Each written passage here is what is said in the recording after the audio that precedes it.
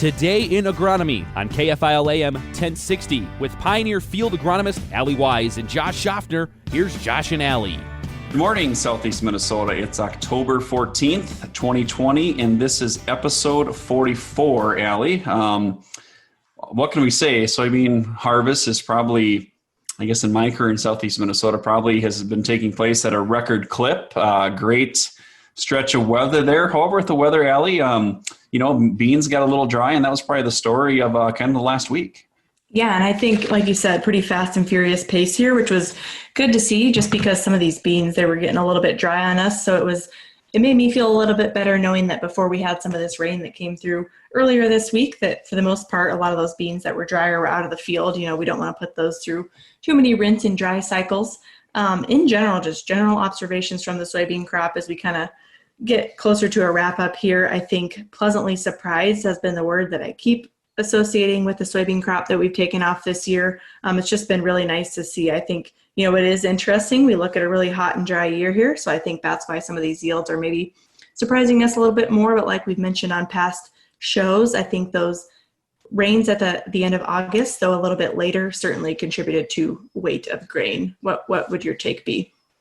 Yeah, I'd say just very similar. I think we're all concerned that the lack of rain in August was going to, possibly hurt the beans more than the corn, and it really doesn't seem to be the case. And, despite the beans getting really dry, I was surprised, the harvest equipment, the field loss still wasn't too bad. I hate taking those really dry beans and losing that moisture weight, but infield loss was very manageable, which was great. But yeah, I'd say just across the board, just really happy. A pretty healthy crop overall, not a lot of white mold. There was some SDS, but I don't think either of those diseases were majorly yield limiting like they commonly are in Southeast Minnesota. The charcoal rot thing and that whole stem anthracnose complex was probably the only disease that maybe held us back a little bit.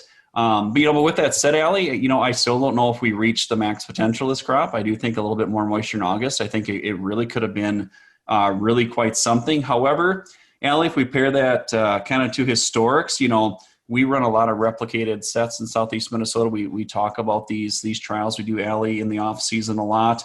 And looking back through the archives here, 2016, our replicated soybean plot set in Southeast Minnesota averaged 69.8. And Allie, if we kind of, this year it's kind of unique. We got a split set. We have a Roundup Ready 2 Extend set along with an Enlist E3 set. But if things continue, I know you've been running the books on the bean data this year. If things continue, I think we're going to be knocking on the door of that, maybe setting a new high. Yeah, I think we can. On the Enlist side, we're hovering around that 70, and same tune on the Extend side of things. So the one thing that I do find interesting, so you mentioned back in 2016, we were at 69.8 bushel average across our set. And this year we're, closer to 7. So I'm thinking we can set a record here as we push towards the end. But so 2016, you said, was warm and wet. And so then it's just interesting this year that we're hot and dry. So, some differences in how we finish that crop, but I think just interesting to point out more than anything. Yeah, and if I think back to 2016, we were really concerned how wet it was, that white mold's going to just be bad, but it was real. The GDU accumulation that August was extremely high, and at that point in time, where that had been probably 7 bushel better than our previous high. It was so far out there. Like, obviously the recipe for beans is good August rain, and then fast forward 4 years, Allie, and now we had the opposite August, and it looks like we're going to maybe top that out. And just to show a historical trend, in 2015, this set averaged 62.9, 16, it went to 69.8, 17, 60.4, 18, 64.3. A year ago, it was 61.5. So Allie, it looks like we could end 10 bushel average above last year, which one year to the next, that's a huge improvement. And obviously one that's a pleasant surprise, and really helping our growers across the area having these good yields across the board. Yeah, really nice to see. And I think it definitely puts this year into perspective when you pair it back to last year being, almost 10 bushels better this year, plus pairing that with, like you said, I still think there were some bushels left on the table due to being as dry as we were in August. So really interesting when you start to pair those numbers. I think we did just want to I think it's important just to focus on, we had a lot of questions coming into harvest, obviously a lot of traits available in the marketplace currently. And we were maybe questioning, can some of these newer traits like enlist, some folks wanted to associate the word, maybe yield drag with those. And as we've had these full sets coming out across the board, we can say with confidence, I really think that's kind of a mute point. What's your take on that?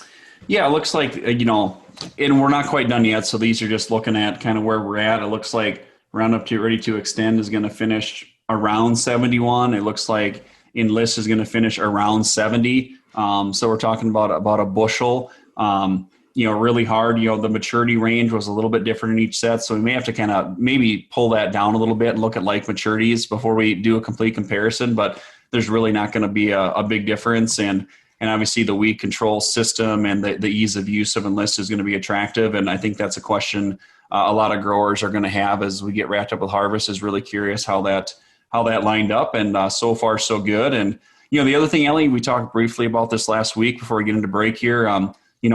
Big yields, big fertilizer removal, potash is cheap. I'm encouraging every grower to maybe whatever you are going to spread this year, maybe take an extra bushel half of that big bean crop, buy a little more potash to make sure we're putting enough out there and to set up the 2021 crop as well. And as we come on a break, we'll talk corn and we'll just move on from there.